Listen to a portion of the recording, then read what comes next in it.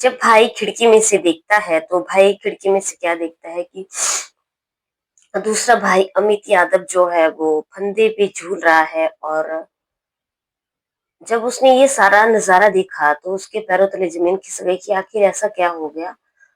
तो उसने चिल्लाना वहां पे शुरू कर दिया। काफी लोग वहां पे इकट्ठे हो जाते हैं और पुलिस को ही फोन कर दिया जाता है। पुलिस फिर आती है। अब अमित ऐसा क्या हुआ कि अमित यादव ने ये सब कुछ किया और उसके अलावा उसके कमरे में क्या था दोस्तों। तो ये सारी कहानी जो है वो आपको आज की वीडियो में देखने के लिए मिलने वाली है। जो कि एक अच्छा खासा परिवार था। इसमें ना कोई तंगी थी ना कोई टेंशन थी। राधे राधे, नमस्कार। आप लोगों का मेरी यूट्यूब चैनल बहुत ज्यादा हार्दिक अभिनंदन है। आप सब लोग कैसे हो? आई होप आप सब लोग बहुत ही अच्छे से होंगे। बाकी दोस्तों, आपसे उम्मीद करती हूँ कि आप पूरी कहानी सुनेंगे। अगर सुनेंगे पूरी कहानी तभी आपको पता चलेगा कि आज की कहानी क्या है। आज की कहानी शुरू होती है उत्तर प्रदेश की जिला उन्नाव के में थाना लगता है आंचलगंज। आंचलगंज थाना क्षेत्र है और वहां पे एक गांव लगता है साहब खेड़ा की जो है वो आज की कहानी है। जहाँ पे एक परिवार रहा करता है। परिवार में 5 भाई हैं और पांचों भाई जो है वो अलग अलग रहते हैं। अमित यादव जिसकी उम्र जो है वो 35 साल है। अमित यादव जो है ट्रैक्टर एजेंसी का काम करता है। अमित यादव की शादी जो है वो गीता के साथ होती है और गीता रायबरेली की परसानी गांव की रहने वाली है। गीता की उम्र जो है वो 30 साल है और उनकी 2 बेटियां भी हैं। एक बेटी का नाम निधि है जो 6 साल की है और एक बेटी का नाम खुशी है जो कि 10 साल की है। अब क्या होता है दोस्तों कि 2011 में जो है वो अमित की शादी हुई होती है। अमित का पूरा नाम जो है, अमित लोहचा कस्बे में ट्रैक्टर एजेंसी में काम करता है। अमित जो है वो कुछ टाइम से उस अपनी पत्नी का और उसका आपस में झगड़ा होता है। अब झगड़ा जब इन दोनों का आपस में हो जाता है तो पत्नी जो है वो मायके चली जाती है।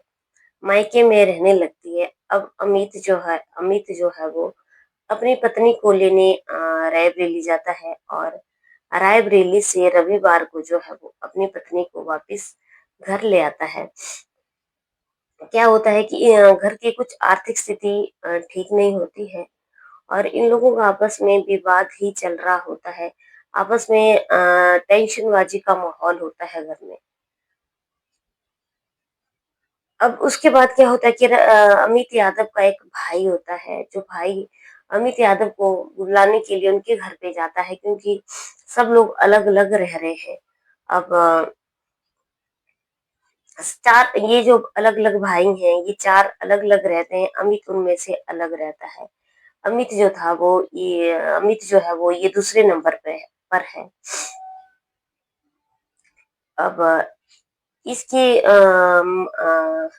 तीन इनके रिश्तेदार में जो बुआ की लड़की की शादी होती है ठाकुर द्वारा में। तो ये इसके माता पिता वहां पे शादी में गए हुए होते हैं और अमित और संदीप जो है वो दूसरे भाई का नाम है। ये दोनों घर पर ही होते हैं। अब क्या होता है कि संदीप जो है वो अमित को बुलाने के लिए उसके घर पे जाता है। काफी देर तक वो दरवाजा खटखटाता रहता है लेकिन अमित जो है वो अंदर से दरवाजा नहीं खोलता है। और को बहुत ज्यादा हैरानी होने लगती है कि अंदर से कोई आवाज भी नहीं आ रही है। आखिर दरवाजा क्यों नहीं खोल रहे हैं, कहाँ चले गए हैं। क्योंकि शादी में ये लोग तो गए थे, घर पे ही थे। अब क्या होता है कि ये जो संदीप होता है ये जाता है और वहां पे एक खिड़की होती है। अभी इस खिड़की में जाकर के देखने लगता है, अंदर झांक के देखता है तो उसके पैरों तले जमीन खिसक जाती है। अंदर जो है वो फंदे पे जो है वो भाई अमित लटक रहा होता है। अब जैसे ही वो देखता है वो काफी चिल्लाना शुरू कर देता है। गांव के काफी लोग वहां पे इकट्ठे हो जाते हैं और जब लोग इकट्ठे हो जाते हैं पुलिस को भी फोन कर दिया जाता है। पुलिस अपनी पूरी फोरेंसिक टीम लेकर के वहां पे आ जाती है और पूरी वहां पे जांच करने लगती है।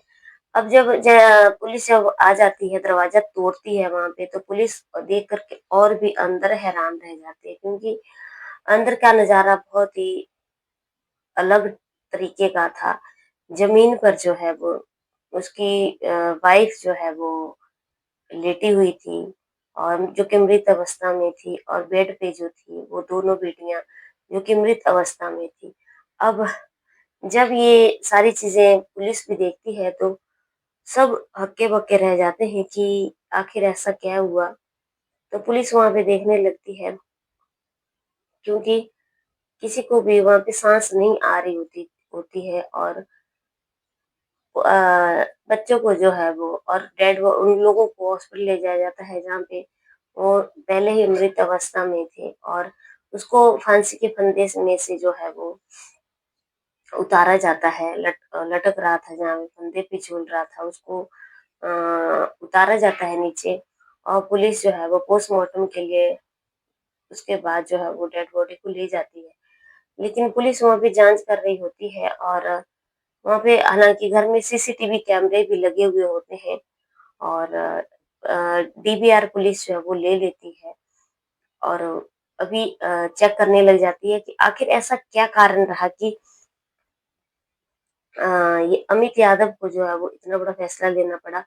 फिलहाल जो वहाँ की पोजीशन कुछ ऐसी थी घटनास्थल की, अमित यादव के घर की, कि ऐसा लग रहा था कि अमित ने जो है वो पहले दोनों बच्चों को मारा, उसके बाद अपनी बीवी को मारा। उसके बाद फिर काफ़ी देर तक वहाँ पे बैठ कर के रोया, और रोने के बाद जो है वो उसने लास्ट में जो है खुद आत्महत्या कर ली। अब जब सब लोगों को पता चल जाता है तो जो शादी में अमित यादव की माँ गई होती है वो आ जाती है, और वो वहाँ पे रोने लग जाती है कि उन्हें नहीं था पता कि वो शादी से आकर के घर में जो है वो ये हाल हाल देखेगी, कि उनके घर पे ये चीज़ हो चुकी है। सब लोगों का वहाँ पे रोना-पीटना पड़ रहा होता है, लेकिन गाँव वाले जो हैं वो आपस में बात कर रहे होते हैं कि कुछ समय से अमित यादव की जो है वो आर्थिक स्थिति सही नहीं थी। इसके बीच इन दोनों के बीच में जो है झगड़ा, टेंशनबाजी का माहौल चला हुआ था। लेकिन अमित यादव को जो था वो रील बनाने का बहुत ज़्यादा शौक था। अमित यादव रील बनाता था, और रील अलग-अलग रीलें बना कर के अपने इंस्टाग्राम पे जो है वो डालता था, क्योंकि वो रील बनाने का बहुत शौकीन था। अपनी बेटियों के साथ, अपनी वाइफ के साथ रील बनाता था। उसके भाई जो हैं वो उसका पूरा इंस्टाग्राम का अकाउंट जो है पुलिस को दिखाते हैं, और लेकिन वहाँ से कोई सुसाइड नोट या कुछ भी वहाँ पे ऐसा नहीं मिला कि उन्होंने कुछ लिख कर के दिया हो। हँसते-खिलता खिलता परिवार जो है वो सामने ही उजड़ जाता है। लेकिन दोस्तों, अब पूरा परिवार खत्म हो चुका था। ना जाने माँ-बाप को भी इतनी हिम्मत कहाँ से आती है कि वो अपने बच्चों को अपने हाथों से खत्म कर देते हैं।